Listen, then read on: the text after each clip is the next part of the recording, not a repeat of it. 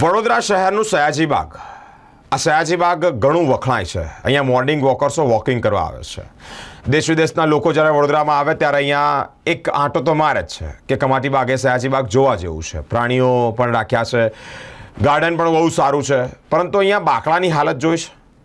અહીંયાના બાકડા જર્જરિત હાલતમાં છે, કલર ઉખડી ગયો હોય તેવી હાલતમાં છે। લોકો બેસે તો પછી અહીંયા ક્યાં બેસે? સામાજિક કાર્યકર્તાએ અનેક પ્રશ્નાર્થ ઊભા કર્યા છે।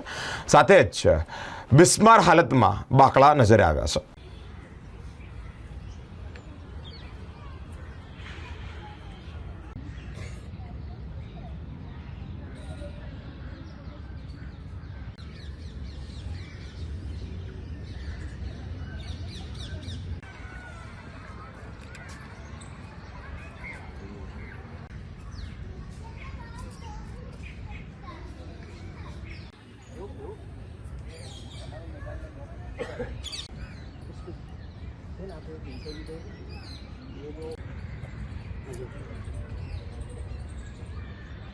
વડોદરા શહેરમાં આવેલ સર સયાજીરાવ બાગ જે ઐતિહાસિક બાગ છે, સાથે જે કહેવાય છે કે દેશ વિદેશના સાથે ગુજરાત રાજ્યના અલગ અલગ ગ્રામીણ વિસ્તારમાંથી, શહેરો વિસ્તારમાંથી સાથે અનેક જગ્યા ઉપરથી પર્યટકો અહીંયા આગળ આવતા હોય છે। ત્યારે ખાસ કરીને જે સર સયાજીરાવ ગાયકવાડ સાહેબે આપેલી જે ભેટ છે, જે બાકડા છે, આ બાકડા હાલમાં ખસ્તા હાલતમાં જોવા મળે છે, પાટિયા તૂટી ગયેલા હાલતમાં જોવા મળે છે અને ઘણા જે વિદ્યાર્થીઓ પણ અહીંયા આગળ અભ્યાસ અર્થે પણ આવતા હોય છે। ત્યારે આ બાકડા જોઈને પણ આશ્ચર્યજનક રૂપ થતું હોય છે કે ભાઈ આટલી સરસ બાગ છે, પરંતુ જે બાકડાના ઠેકાણા નથી, એટલે કંઈક ને કંઈક લાગી રહ્યું છે કે જે મેન્ટેનન્સનો અભાવ જોવા મળી રહ્યો છે। સાથે તમે જોઈ શકો છો જેટલી પણ પ્રતિમાઓ છે હાલમાં પીળાશ પરથી જોવા મળી રહી છે। એટલે ખાસ કરીને ઐતિહાસિક ધરોહરની જાળવણી કરવાની જવાબદારી વડોદરા મહાનગરપાલિકા સાથે સાથે પે એન્ડ ગાર્ડન વિભાગની છે, પરંતુ લાગી રહ્યું છે કે કંઈક ને કંઈક મેન્ટેનન્સનો અભાવ જોવા મળે છે। એટલે ખાસ કરીને હું આપના ન્યૂઝના માધ્યમથી અપીલ કરું છું, આ જેટલા પણ બાકડા છે, ઐતિહાસિક બાકડા છે, તેને નવીન પટ્ટીઓ લગાવવામાં આવે, મેન્ટેનન્સ કરવામાં આવે, સાથે સાથે બાગની અંદર જે પણ કંઈ ખામીઓ હોય તેને સુધારો લાવવો જોઈએ તેવી અમારી ખાસ માંગણી છે।